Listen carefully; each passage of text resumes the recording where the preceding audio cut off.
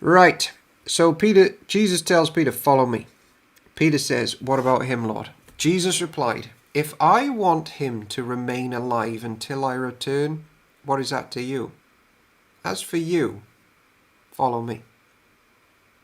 So the rumour spread among the community of believers that this disciple wouldn't die. But that isn't what Jesus said at all. He only said, if I want him to remain alive until I return, what is that to you? Follow me. And this is for any church member. Follow me. And when Peter starts looking around and like, what's happening with them over there? How are they getting on with you? What's their walk like? Jesus says, what's it to you? I've told you to follow me. So that's the message to everyone. You follow me.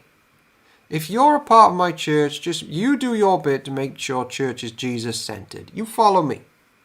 Okay. Then he said, because if I want him, John, to remain alive until I return, what's that to you? You follow me. And I think John's still alive. I think the Apostle John is probably helping some churches on the front line of battle right now, and he's still alive.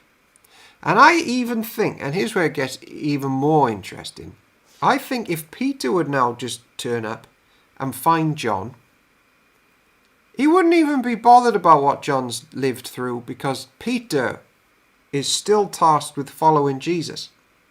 So Peter would have an opportunity to say to John, hey John, tell me about all those empires that you've lived through and you've seen come and go.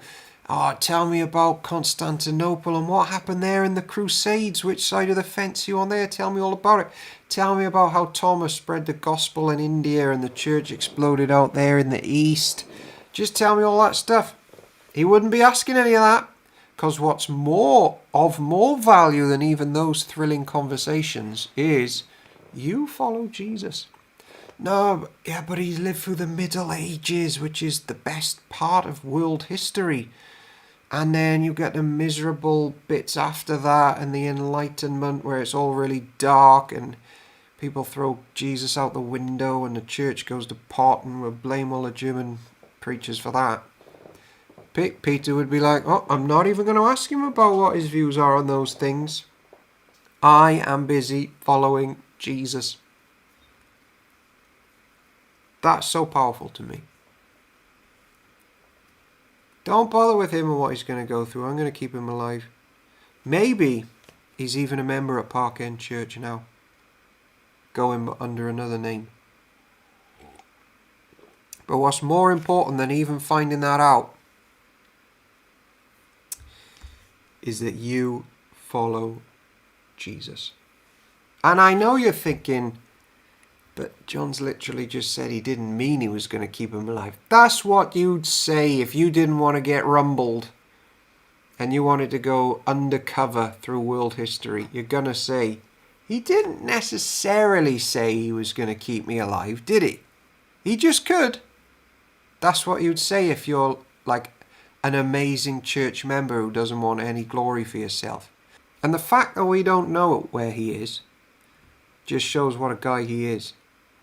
He's just serving church.